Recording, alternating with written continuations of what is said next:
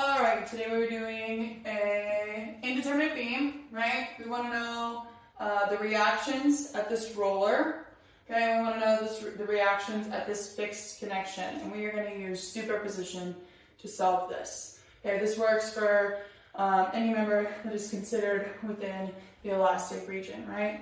Okay, so we have, let's call this A, and let's call this B. Right, so we have a reaction at B in the Y, we have A in the X, we have A in the Y, and we have a moment reaction at A. Alright, so we have 4 unknowns, and we have 3 equations, so we're indeterminate to the first degree. Okay, so by using superposition, we can say that we know the deflection at B has to be equal to 0. Okay, so what would the deflection be caused by W? What would the deflection be caused by P?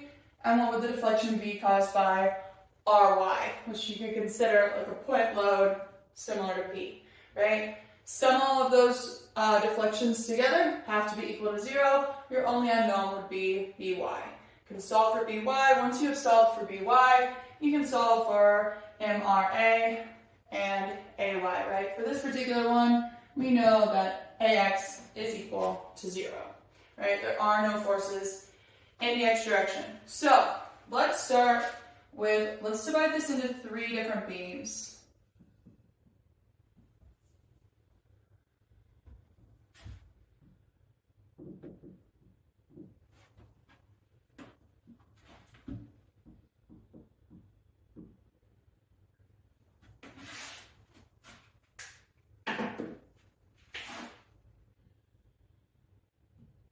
So we have the cantilever that is loaded from the distributed load.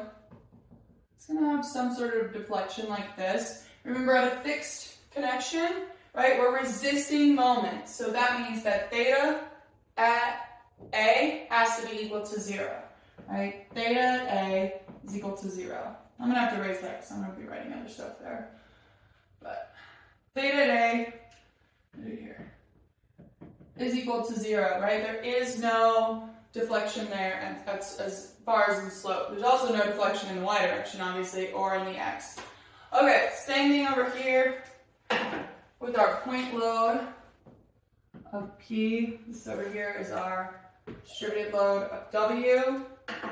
Point load P, again, we're going to have some sort of deflection like that. And then for BY,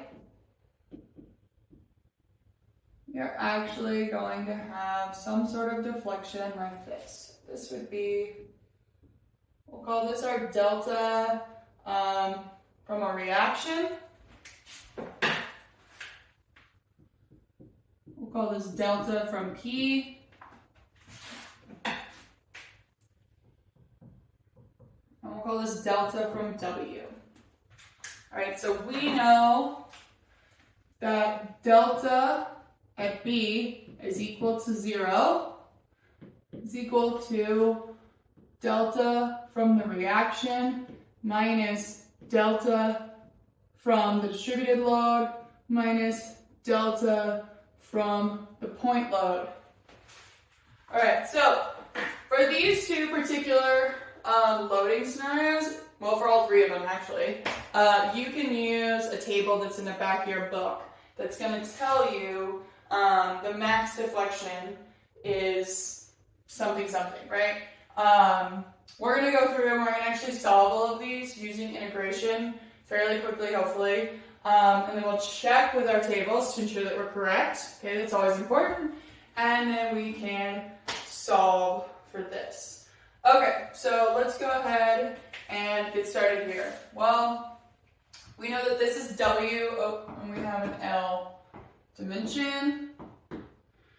Alright, so W, okay, and we know that we have a resultant load, right, which is equal to W times L, and it is at L over 2, right, so therefore our AY is equal to what? W times L.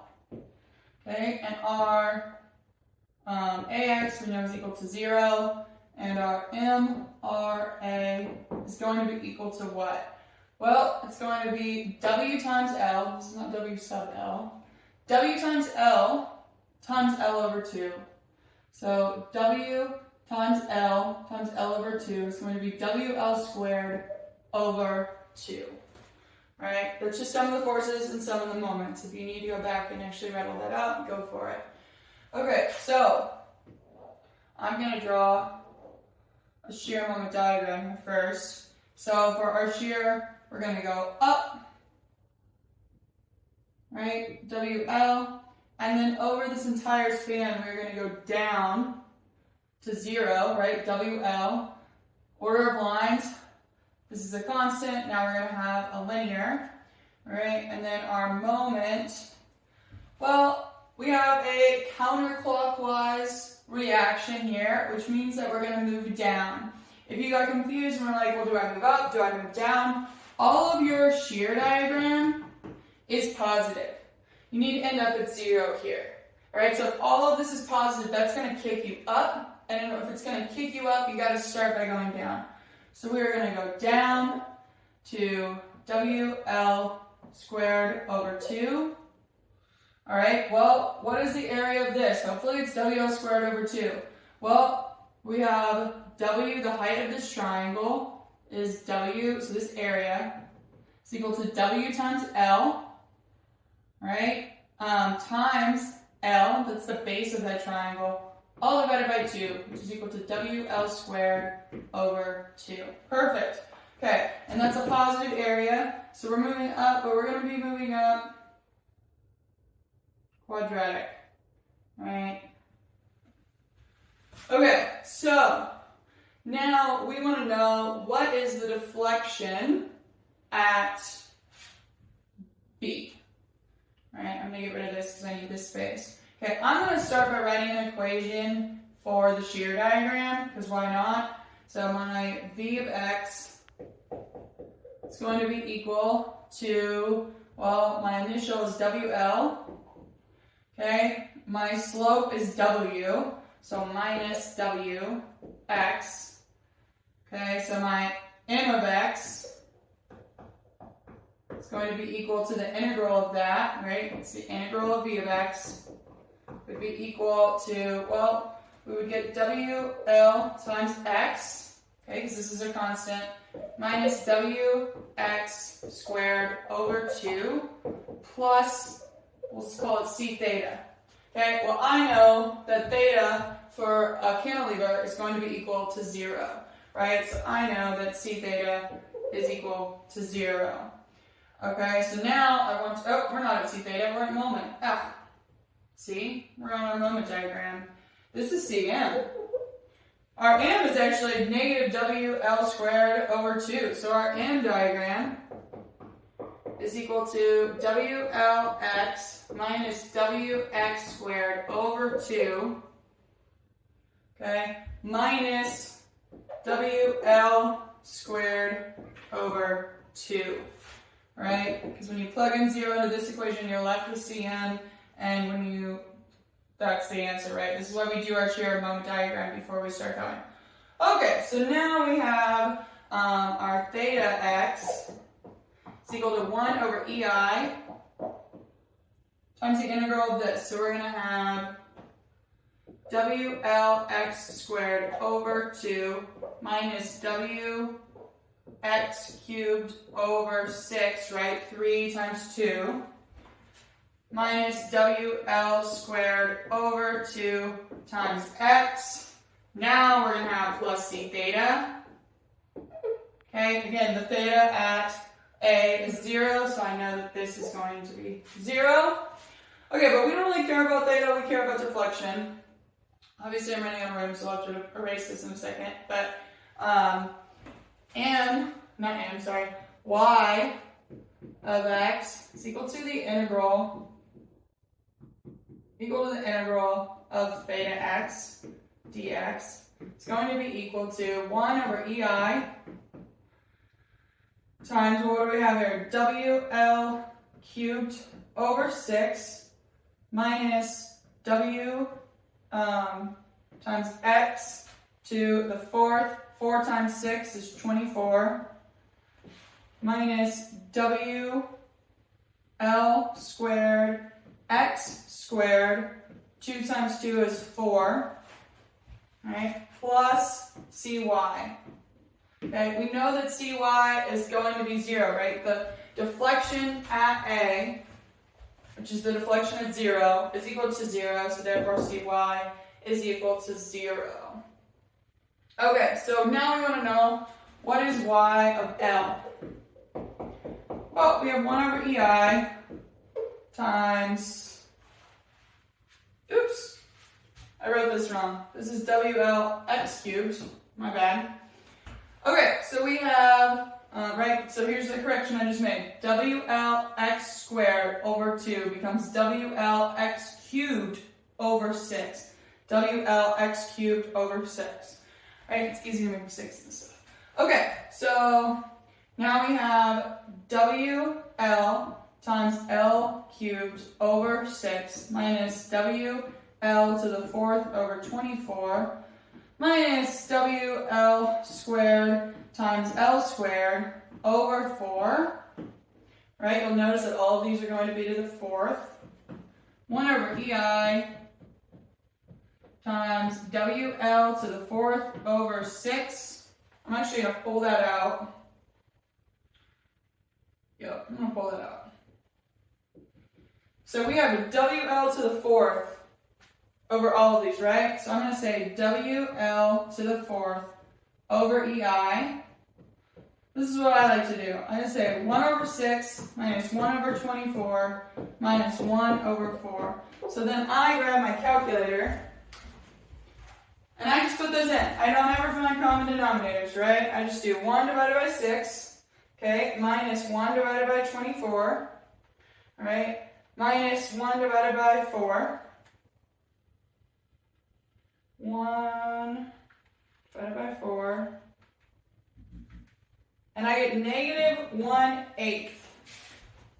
Okay, so I'm going to say that this is negative WL to the 4th over 8EI. Now, if we go look at our textbook, which I have somewhere,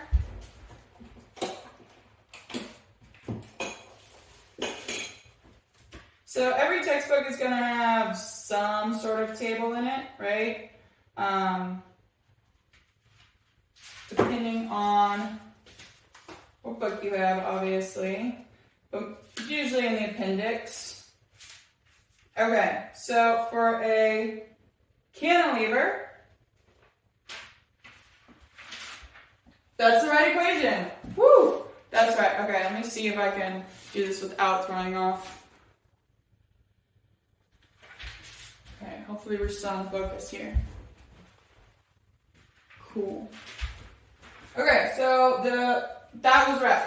Okay, this is indeed the correct equation, right? It is WL to the 4th over 8EI. So my textbook says that it's a positive, but it's showing that deflection going down. So don't get confused in your textbook if it says, well, it says the deflection is positive. Well, it's indicating that the deflection, it's giving you basically the absolute value. Okay, so we have solved that. Okay, I'm just now going to go and I'm going to pull this equation. Well, no, we can do it. We'll do it. Let's do it. Okay, so let's get us some more space here, possibly though. So now we want to know what is going on with this guy. So I'm going to draw him up here. Or I'm going to draw the shear diagram up here. Now this is, not the best thing, right? Because it's usually want to draw it below the beam, but I'm going to draw it up here. Right, so our shear diagram, if this is P, this has to be P, and our moment reaction has to be P times L, right? And then this is 0. Okay, so we're going to go up P, we're going to go over, we're going to go down P. Right, so this area is going to be equal to P times L. Okay, for our M of X, right, we are going to be going down because we are having counterclockwise reaction. But remember, if all of your shear is above, that means you have to go up for your moment diagram, which means you need to go down, okay? So if you can't remember the counterclockwise, clockwise, that's what's going on. Okay, so we're going to go down P over L, and we're going to go up linearly to 0, right? That area. Okay, so now I'm going to write an equation for, I'm just going to start with my moment. So m of x is equal to negative PL times, well, what is my slope on this? We are going up PL, and we are going over, what, L? So m is going to be equal to P times L over L. So our slope is going to be plus, right? We're going up px. Okay, now we can check this, right, to make sure we have the right equation. Let's plug in L. Negative PL plus P times L is equal to 0. If you plug in 0, you just get negative P times L. I would say that's a check. Our equation works. Okay, so theta x is equal to 1 over EI times negative PLX plus PX squared over 2, right, plus C theta. We know that C theta is equal to 0, so that drops out. And then we have y of x is equal to 1 over EI times negative PLX squared over 2 plus PX cubed over 6 plus CY. We know that that goes to 0. Again, the deflection at that fixed connection is 0 in the y direction. Okay, so now we want to know y of L. And we get 1 over EI times negative PL times L squared over 2 plus PL cubed over 6. Right? I'm going to pull that out. I'm going to say PL cubed over EI times negative 1/2 plus 1/6. Okay, so again, in my calculator, I don't find common denominators. I'm going to say negative 0.5, right, plus 1 divided by 6. And we get, turn that into a fraction, we have negative PL cubed over 3EI. I know that equation is correct. Alright, again, I would go look at my textbook though, and I would look at a cantilever beam with a point reaction at the end, and the max deflection is PL cubed over 3EI. Okay, so this is our equation for this one and this one, because they're both point loads. Okay, so our theta at B is equal to 0, is equal to, what is our, or not theta, delta, sorry. Our delta there is going to be, we're going to replace this P with BY. So we have BY times L cubed divided by 3EI. Okay, then we have minus, well, what is our W? Our W deflection is minus W L to the 4th over 8EI. It doesn't look like a very good 4. L to the 4th over 8EI minus PL cubed over 3EI. Okay, so let's rearrange this. Gonna run out of room, I can already tell. We have WL to the 4th over 8. Let's just go ahead and drop the EIs, right? These are all, if we're setting this equal to 0, if we take this side times EI and that side times EI, we get 0, right? And over here we would drop the EI. So I'm going to have WL to the 4th over 8. Moving this to the other side of the equal sign, plus PL cubed over 3 is equal to BY L cubed over 3.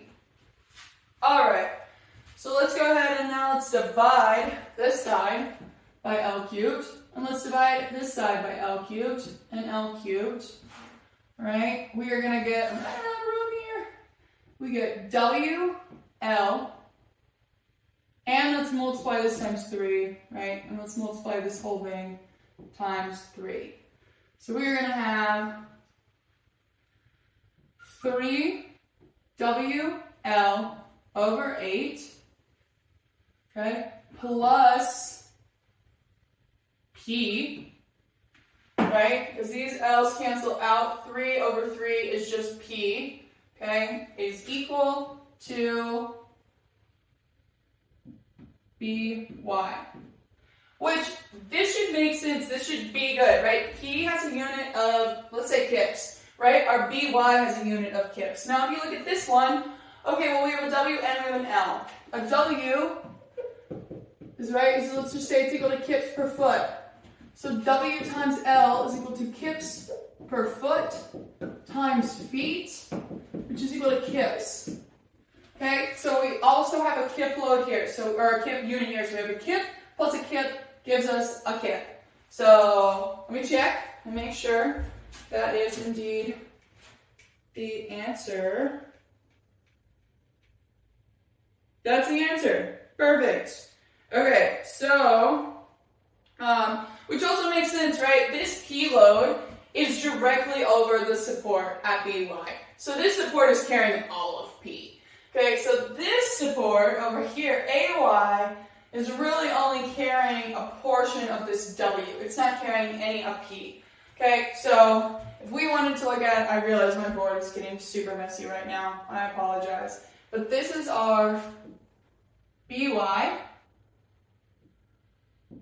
Okay, so therefore our AY would be equal to what? AY is equal to W times L plus P minus BY. Okay, we already know that P, I'm going to say then that it is going to be, right, W times L, let's just write it, W times L minus 3W times L divided by 8, and we are left with 5WL divided by 8. This is our AY. Okay, so we have AY, we have BY, so we have AY, I'm going to put a check by that. We have BY, I'm going to put a check by that. Okay, the only thing we have left is MRA. Okay, so unfortunately I'm going to need some space, so I'm going to erase something. Let's erase over here.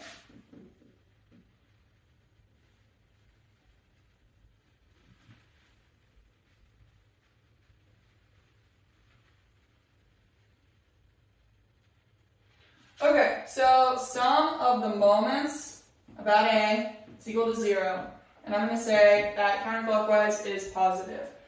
So initially we have MRA, that's the reaction. Okay, I'm going to say we have plus, just BY, I guess, not RBY. BY times L minus P times L. Okay, and then minus W times L divided, or not divided, so W times L, which is that resultant load, right, that's in the middle, W times L over 2. Okay, so I'm going to say that MRA is equal to P times L, right? So I move that over to the side, I'm going to make all of these the opposite signs. So I'm going to have P times L plus WL squared over 2, alright, and then we have BY times L. Okay, well my BY is yep, so we have minus 3WL, this is going to become squared, 3WL over 8 times L is 3WL squared over 8, okay, and then minus, right, it's minus because this was positive and we're moving this around, so this is going to become minus P times L. Okay, so this is causing no rotation, which we also knew that, right, because that P is going directly into the B. Okay, so this positive PL minus this PL over here. Those are going to drop, and all we're left with is, I'm going to pull the WL squared. It's going to be times 1/2 minus 3/8. Again, don't find common denominators. I'm just going to take 0.5 minus 3 divided by 8, and I get 1/8. So this is going to be equal to WL squared over 8. And it is indeed going the direction, right? This is counterclockwise. All right, let me check that, make sure that answer was correct. Yep, WL squared over 8 going counterclockwise. All right, hopefully that was easy to see and not too confusing, and we'll see you next time.